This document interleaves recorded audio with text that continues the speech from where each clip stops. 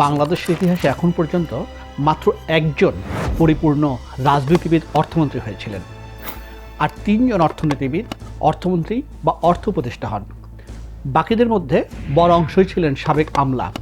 এর বাইরে কয়েকজন ব্যবসায়ী বা পেশাজীবী অর্থমন্ত্রী হয়েছিলেন, যারা সক্রিয় রাজনীতিও করেছেন।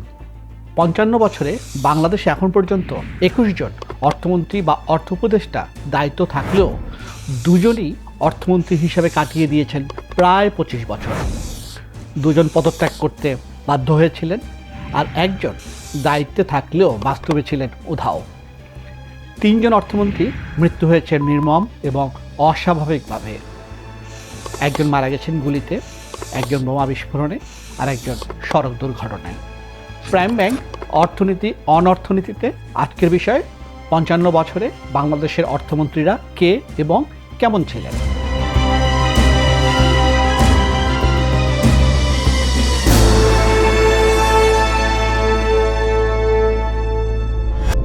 স্বাধীন বাংলাদেশের প্রথম অর্থমন্ত্রী ছিলেন তাজউদ্দিন আহমেদ। তিনি দেশের একমাত্র পরিপূর্ণ রাজনীতিবিদ অর্থমন্ত্রী। মুক্তিযুদ্ধের সময় প্রবাসী সরকারের প্রধানমন্ত্রী হিসাবে মুক্তিযুদ্ধ সংগঠিত করেন। বিজয়ের পর বঙ্গবন্ধু শেখ মুজিবুর রহমানের নেতৃত্বে নতুন মন্ত্রিসভা গঠিত হলে তাজউদ্দিন আহমেদ অর্থ ও পরিকল্পনা মন্ত্রীর দায়িত্ব পান। তাজউদ্দিন আহমেদ মোট ৩টি বাজেট দিয়েছিলেন। আবার এটা বলা যায় তিনি কাগজে কলমে আসলে ৪টি বাজেট দেন। ১৯৭২ সালের ৩০ জুন তিনি একই সঙ্গে ২ অর্থ বছরের বাজেট দিয়েছিলেন। এর মধ্যে ১৯৭১-৭২ অর্থ বছরের বাজেটের মেয়াদকাল ছিল ১৯৭১ সালের ১৬ই ডিসেম্বর থেকে ১৯৭২ সালের ৩০ জুন। তাজউদ্দিন আহমেদের দায়িত্ব ছিল বিধ্বস্ত অর্থনীতির পুনর্গঠন। তার সময়ই তৈরি হয়েছে প্রথম পঞ্চবার্ষিক পরিকল্পনা। তবে তৃতীয় বাজেট যখন দেন, তখন অর্থনৈতিক পরিস্থিতি মোটেই ভালো ছিল না। অভ্যন্তরীণ সম্পদের ঘাটতি, বৈদেশিক মুদ্রার সংকট, অব্যবস্থাপনা ও দুর্নীতি তো ছিলই, বিশ্ব অর্থনীতিও ছিল চরম সংকটে। ১৯৭৪ সালের দুর্ভিক্ষ হয়েছিল তারই সময়ে। তিনি দেশের বৈদেশিক সাহায্য নীতিরও কঠোর সমালোচক ছিলেন। বিশ্বব্যাংকের প্রেসিডেন্ট রবার্ট ম্যাকনামারার প্রথম বাংলাদেশ সফরের সময় তাজউদ্দিন আহমেদ দেশের কৃষকদের চাষাবাদের জন্য গরু এবং দড়ি চেয়েছিলেন। ১৯৭৪ সালে অর্থনৈতিক সংকটের পাশাপাশি তার রাজনৈতিক জীবনেও ছিল টানাপোড়েন। বঙ্গবন্ধুর নির্দেশে ১৯৭৪ সালের ২৬ অক্টোবর পদত্যাগ করেন তিনি। মার্কিন পররাষ্ট্রমন্ত্রী হেনরি কিসিঞ্জারের বাংলাদেশ সফরের ঠিক ৪ দিন আগে এই ঘটনা ঘটে। আবার এটাও কাকতালীয় নয় যে পদত্যাগের ৩ দিন আগে ২৩ অক্টোবর বাংলাদেশকে বৈদেশিক সাহায্য দেওয়ার জন্য বিশ্বব্যাংকের নেতৃত্বে বাংলাদেশ কনসোর্টিয়াম গঠন করা হয়েছিল। পদত্যাগের পরে সাংবাদিকদের তিনি বলেছিলেন, প্রধানমন্ত্রীর নির্দেশে পদত্যাগ করেছেন, জাতির বৃহত্তর স্বার্থে এ ব্যাপারে কোনো বিতর্কের সৃষ্টি করতে চান না। তাজউদ্দিন আহমেদ নির্মমভাবে জেল হত্যার শিকার হয়েছিলেন ১৯৭৫ সালের ৪ নভেম্বর। তাজউদ্দিন আহমেদ পদত্যাগ করলে দেশের দ্বিতীয় অর্থমন্ত্রী হন ডক্টর আজিজুর রহমান মল্লিক। তিনি ইতিহাসের শিক্ষক, চট্টগ্রাম বিশ্ববিদ্যালয়ের উপাচার্য ছিলেন। তার সময়ই ১৯৭৫ সালের ৬ এপ্রিল ১০০ টাকার নোট অচল করা হয়, আর মে মাসে এক লাফে টাকার ৫৮% অবমূল্যায়ন করা হয়েছিল। মূলত IMF-এর পরামর্শে অর্থনীতির এ দুটি অনেক বড় পদক্ষেপ নিয়েছিলেন তিনি। তাজউদ্দিন আহমেদ টাকার অবমূল্যায়নে রাজি ছিলেন না। বাকশাল গঠন করার পরে এআর মল্লিক ১৯৭৪-৭৫ অর্থ বছরের বাজেট দিয়েছিলেন। তিনি সম্পূর্ণ সাধু ভাষায় সেই বাজেট বক্তৃতা দেন। এরপর আর কখনো সাধু ভাষায় বাজেট বক্তৃতা দেওয়া হয়নি। খন্দকার মুশতাক আহমেদের মন্ত্রিসভায়ও অর্থমন্ত্রী ছিলেন তিনি। ৭ নভেম্বরের সিপাহী বিপ্লবের পরে ১৯৭৫ সালে ক্ষমতায় আসেন জিয়াউর রহমান। তিনি প্রায় ৩.৫ বছর অর্থ মন্ত্রণালয়ের উপদেষ্টাও ছিলেন। ৩টি বাজেট দিয়েছিলেন। এই ৩ বাজেটই প্রচার করা হয় রেডিও ও টেলিভিশনের মাধ্যমে। সমাজতান্ত্রিক অর্থনৈতিক কাঠামো থেকে বের হওয়ার প্রক্রিয়া এবং অর্থনীতিতে বেসরকারি খাতের বৃহত্তর ভূমিকাকে গুরুত্ব দেওয়া শুরু হয়েছিল তাঁর সময় থেকেই। দেশের ইতিহাসে কালো টাকা সাদা করার ঘোষণা প্রথমবার দিয়েছিলেন জিয়াউর রহমান। পরে যা সব সরকারই অব্যাহত রেখেছে। ১৯৭৬ সালে তিনি একটি ট্যাক্সেশন ইনকোয়ারি কমিশন গঠন করেছিলেন। এটাই ছিল দেশের কর কাঠামোর সংস্কারের প্রথম পদক্ষেপ। মির্জা নুরুল হুদা অর্থমন্ত্রী ছিলেন ঠিক ১ বছর। তিনি একটি বাজেট দিয়েছিলেন। আর সেই বাজেট উপস্থাপন করা হয়েছিল জাতীয় সংসদে। তিনি একজন পূর্ণাঙ্গ অর্থনীতিবিদ ছিলেন। পাকিস্তান আমলে পরিকল্পনা কমিশনের সদস্য, পূর্ব পাকিস্তানের অর্থ ও পরিকল্পনা মন্ত্রী এবং একদিনের জন্য পূর্ব পাকিস্তানের গভর্নর হয়েছিলেন। তার কন্যা প্রয়াত সিবিন মাহমুদ একজন অর্থনীতিবিদ ছিলেন, আর তার জামাতা ডক্টর ওয়াহিদুদ্দিন মাহমুদ 1996 সালে অর্থ উপদেষ্টা হন। এম এন হুদা অব্যাহতি নিলে 1980 সালে নতুন অর্থমন্ত্রী হন এম সাইফুর রহমান। প্রথম দফায় তিনি দুটি বাজেট দেন। জিয়াউর রহমানের মৃত্যুর ঠিক 5 দিন পরে দ্বিতীয় বাজেট দিলেও তা বাস্তবায়ন করতে পারেননি। তবে জেনারেল এরশাদ সামরিক শাসন জারির আগেই মন্ত্রিত্ব হারিয়েছিলেন তিনি। এরপরে খুব স্বল্প সময়ের জন্য অর্থমন্ত্রী হন ফসিউদ্দিন মাহতাব। যুবমন্ত্রী আবুল কাশেমের বাসায় 7 খুনের আসামি ইমদু ধরা পড়ার 3 দিনের মধ্যে প্রেসিডেন্ট সত্তার মন্ত্রিসভা ভেঙে দেন এবং 1982 সালের 12 ফেব্রুয়ারি নতুন মন্ত্রিসভা গঠন করেন। এতে সাইফুর রহমান বাদ পড়েন আর নতুন অর্থমন্ত্রী হন শিক্ষাবিদ ফসিউদ্দিন মাহতাব।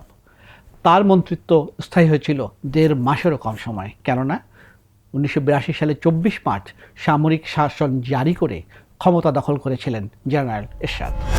এম এ মুহিত ছিলেন একজন আমলা। মুক্তিযুদ্ধের সময় 1971 সালের 30 জুন তিনি ওয়াশিংটনে বাংলাদেশের প্রতি আনুগত্য প্রকাশ করেছিলেন। প্রথম দফায় তিনি অর্থমন্ত্রী হন এরশাদের সামরিক শাসনের সময় 1982 সালে। এম এ মুহিত নিজের লেখা বইতে জানিয়েছেন যে সামরিক শাসন জারির আগে এরশাদের সঙ্গে তাঁর একাধিক বৈঠক হয়েছিল, তবে তিনি সামরিক শাসনের বিপক্ষে ছিলেন। পরে নানা মহলের চাপাচাপিতে অর্থমন্ত্রীর দায়িত্ব নিয়েছিলেন, যাকে তিনি বলেছিলেন চরম ভুল সিদ্ধান্ত। 21 মাস তিনি অর্থমন্ত্রীর দায়িত্ব পালন শেষে অব্যাহতি নেন। তিনি দুটি বাজেট দিয়েছিলেন। তার সময় থেকেই বেসরকারীকরণ প্রক্রিয়া জোরে সোরে শুরু হয়েছিল। তখন বেসরকারি খাতে প্রথম ব্যাংকও দেওয়া হয়। 1984 সালে এম এ মুহিত যখন পদত্যাগ করেন, তখন এম সাইদুজ্জামান ছিলেন প্রেসিডেন্টের অর্থ বিষয়ক উপদেষ্টা ও প্রধান অর্থ সচিব। তিনি মোট 4টি বাজেট দিয়েছিলেন। এর মধ্যে প্রথম বাজেট দেওয়ার সময় তিনি ছিলেন অর্থ উপদেষ্টা, শেষ বাজেটের সময় অর্থমন্ত্রী। তাঁর সময়ে নতুন আয়কর আইন চালু হয়েছিল, তবে তখন সবচেয়ে আলোচনা ছিল ব্যাংক খাত নিয়ে। বিশেষ করে বাংলাদেশ শিল্প ব্যাংক শিল্প ঋণ সংস্থার ঋণের অর্থ ফেরত না দেওয়া নিয়ে আলোচনাই ছিল বেশি। 1984 সালে অর্থ, ব্যাংকিং ও ঋণদান বিষয়ে একটি জাতীয় কমিশন গঠন করা হয়েছিল। পরবর্তীতে ব্যাংক খাতের যে নানা সংস্কার হয়েছিল তার সূচনা হয় এখান থেকেই। 1987 সালে এম সাইদুজ্জামান মন্ত্রিত্ব ছেড়ে দিলে এরশাদ আমলের বাকি সময়ে অর্থমন্ত্রী ছিলেন আসা যাওয়ার মধ্যে। প্রথমে অর্থমন্ত্রী হন মেজর জেনারেল অবসরপ্রাপ্ত এম এ মুনেম। তিনি 1987-88 সালের বাজেট দিয়েছিলেন।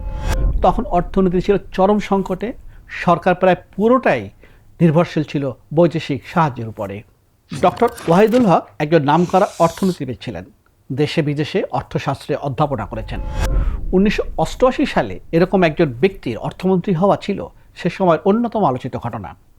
তিনি একটি বাজেট দিয়েছিলেন, তবে শেষ পর্যন্ত অর্থনীতিকে চরম সংকটের মধ্যে রেখে চলে যেতে বাধ্য হন। তখন বৈদেশিক মুদ্রার রিজার্ভ ছিল প্রায় শূন্য। 1989-90 অর্থ বছরের বাজেট ঘোষণার পর দিন 15 জুন দৈনিক সংবাদে ছোট্ট করে ছাপা হয়েছিল যে অর্থমন্ত্রী অব্যাহতি চেয়েছেন। বিশিষ্ট অর্থনীতিবিদ অধ্যাপক মোজাফফর আহমেদ 26 জুন দৈনিক সংবাদেই একটি বিশেষ লেখা লিখেছিলেন। তাতে তিনি বাজেটের কঠোর সমালোচনা করে লিখেছিলেন, ডক্টর হকের বাজেটের উপর সবচেয়ে সুন্দর মন্তব্য যে তিনি অব্যাহতি চেয়েছেন এবং তিনি বাজেট নিয়ে সন্তুষ্ট নন। ওয়াহিদুল হক চলে যাওয়ার পর 1990 সালে আবার অর্থমন্ত্রী হন মেজর জেনারেল অবসরপ্রাপ্ত এম এ মুনেম। একটা বাজেটও দিয়েছিলেন, তবে গণ অভ্যুত্থান এরশাদের পতন ঘটলে তার মন্ত্রিত্ব চলে যায়। এরশাদ পতনের পর তত্ত্বাবধায়ক সরকার গঠিত হলে সাবেক সচিব কফিল উদ্দিন মাহমুদ অর্থ উপদেষ্টা হন। এরপর 1991 সালে বিএনপি সরকার গঠন করলে আবার অর্থমন্ত্রী হন এম সাইফুর রহমান। প্রধানমন্ত্রীর পরেই অর্থমন্ত্রী যে সবচেয়ে শক্তিশালী, এটি প্রতিষ্ঠা করেছিলেন সাইফুর রহমান। অর্থনীতিতে বড় ধরনের সংস্কার তিনিই শুরু করেছিলেন। বাণিজ্য ব্যবস্থাকে উদার করতে অনেক পদক্ষেপও নেন। সামষ্টিক অর্থনীতিকে স্থিতিশীল করার কৃতিত্বও তিনি পাবেন। বিনিময় হারকে করেছিলেন নমনীয়। 1996 সালে নতুন তত্ত্বাবধায়ক সরকারের অর্থ উপদেষ্টা হন অর্থনীতিবিদ ওয়াহিদুদ্দিন মাহমুদ। প্রায় 3 মাস দায়িত্বকালে একটি অন্তর্বর্তীকালীন বাজেটও দিয়েছিলেন। তাতে বাজেটের মূল আকার ঠিক রেখে 3 মাসের বরাদ্দের ব্যবস্থা করেছিলেন। 21 বছর পরে 1996 সালে আবার ক্ষমতায় আসে আওয়ামী লীগ। এবার অর্থমন্ত্রী হন সাবেক আমলা ও স্ক্যাপের সাবেক নির্বাহী সচিব শাহ এএমএস কিবরিয়া।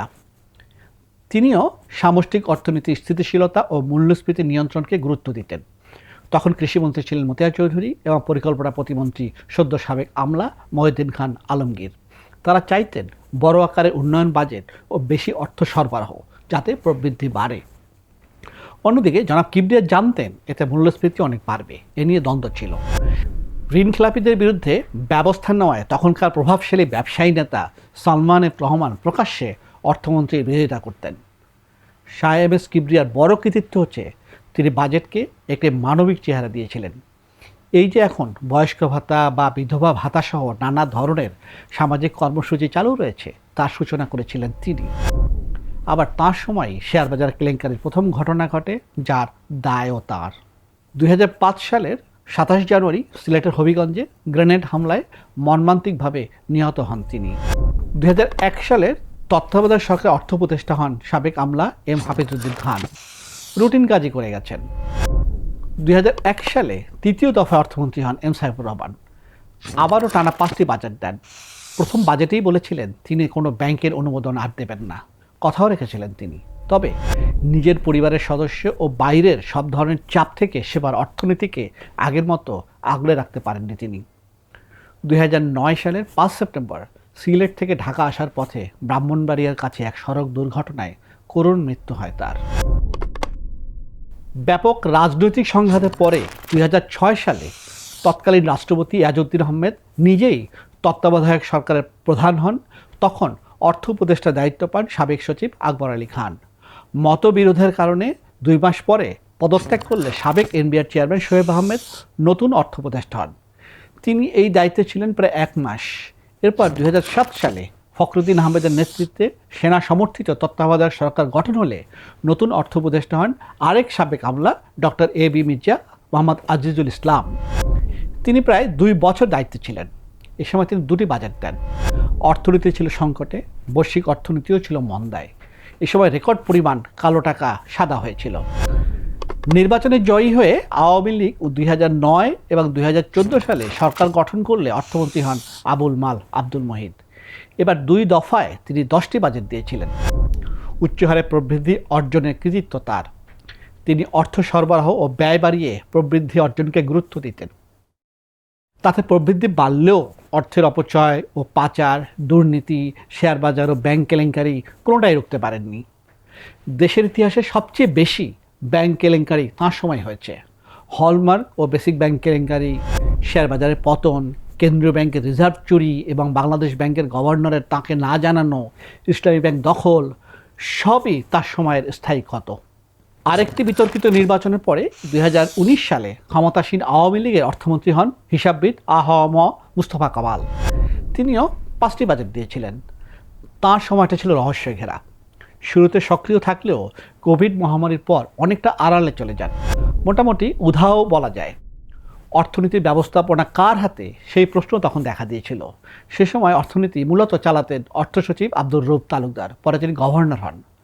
তখনও তিনিই ছিলেন অর্থনীতির ক্ষেত্রে সবচেয়ে প্রভাবশালী ব্যক্তি।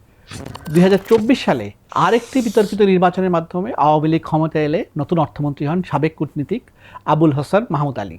তিনি একটি বাজেটও দিয়েছিলেন। তবে এর মাত্র 2 মাস পরে ছাত্র জনতার আন্দোলনের মুখে আওয়ামী লীগ সরকারের পতন ঘটলে তিনি মন্ত্রিত্ব হারান।